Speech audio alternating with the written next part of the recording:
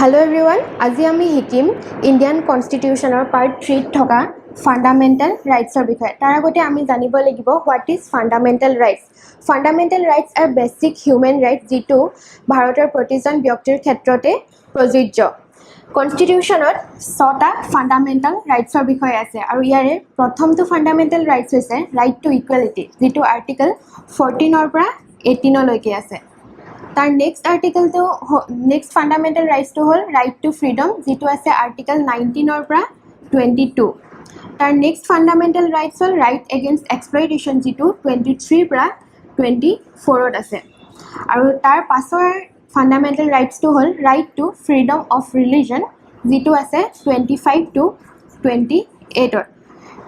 তাৰ next fundamental rights হ'ল right to culture and education যিটোৱে 29ৰ পৰা 30লৈকে আছে। আৰু লাষ্ট হ'ল ৰাইট টু কনষ্টিটিউশ্যনেল ৰেমিডিজ যিটো আছে আৰ্টিকল 32। আৰু কনষ্টিটিউশ্যনেল ৰেমিডিজক কি বুলি কোৱা হয়, মিনি কনষ্টিটিউশ্যন বুলিও কোৱা হয়। আৰু এনেধৰণৰ ভিডিঅ'জ পাই থাকিবলৈ আপোনালোকে জড়িত হ'ব পাৰে ভিষ্টা ক্লাছেছৰ লগত। ধন্যবাদ।